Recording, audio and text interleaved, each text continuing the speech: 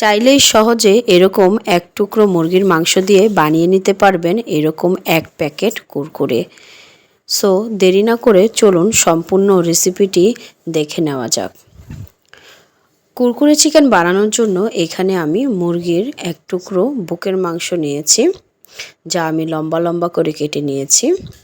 তারপর আমি এখানে প্রথম দিয়ে দিলাম আধা চামচ পরিমাণ লবণ, আধা চামচ পরিমাণ শুকনো মরিচের গুঁড়ো, আধা চামচ পরিমাণ হলুদ, আধা চামচ পরিমাণ ধনিয়া গুঁড়ো, আধা চামচ পরিমাণ গোলমরিচের গুঁড়ো, আধা চামচ পরিমাণ জিরে গুঁড়ো।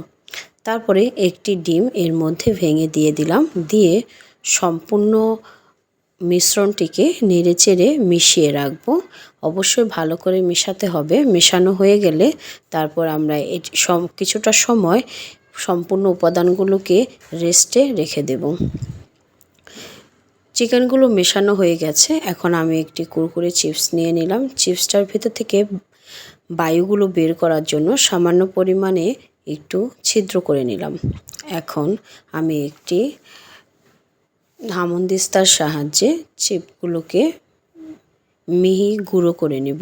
দেখলেই বুঝতে পারবেন যে কিভাবে কাজটি করেছি। আমার এখানে 2টা চিপসের প্রয়োজন হয়েছিল। তারপরে আমি এই চিপসের গুঁড়োগুলোর ভেতরে চিকেনগুলো কোট করে নেব। এই কাজটি অবশ্যই সাবধানতার সাথে করতে হবে। তাই নেড়েচেড়ে ভালো করে চিকেনের সাথে চিপসের গুঁড়োগুলো মিশিয়ে নিতে হবে।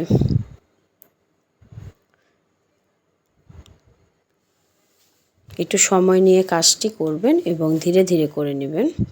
দেখলে বুঝতে পারছেন যে কি সুন্দর করে কোট হয়ে গেছে চিকেনগুলো। তো এইভাবে করে আমি একে একে সবগুলো চিকেন চিপসের মধ্যে কোট করে নিলাম। এখন ভাজার পালা। তারপর আমি কড়াইতে একটি ফ্রাই প্যান দিয়ে দিলাম, তারপর সামান্য পরিমাণে তেল দিয়ে দিলাম। তারপর একে একে চিকেনগুলো ভাজতে দিয়ে দিলাম। যারা যারা চ্যানেলটিকে সাবস্ক্রাইব করেনি তারা অবশ্যই চ্যানেলটিকে সাবস্ক্রাইব করে পাশে থাকা বেল আইকনটিতে ক্লিক করে রাখবেন, যাতে পরবর্তী ভিডিওর নোটিফিকেশনগুলো অনায়াসে আপনাদের কাছে পৌঁছে যায়। আর কমেন্টসের মাধ্যমে অবশ্যই আমাদের জানাবেন যে আমাদের ভিডিওগুলো আপনাদের কাছে কীরকম লাগে। এখন আমরা চিকেনগুলো এক পাশ ভাজা হয়ে গেছে, তারপর আরেক পাশ ভেজে চিকেনগুলোকে তুলে নেব। চাইলে খুব সহজে চিকেনটি বানিয়ে নেওয়া যায় ঘরে থাকা উপকরণ দিয়ে, এবং এভাবে করে চিপসের প্যাকেটের ভেতরে আপনি চাইলে বাচ্চাদেরকে চিপসটি পরিবেশন করে দিতে পারেন। ধন্যবাদ সবাইকে যারা যারা ভিডিওটি দেখেছিলেন।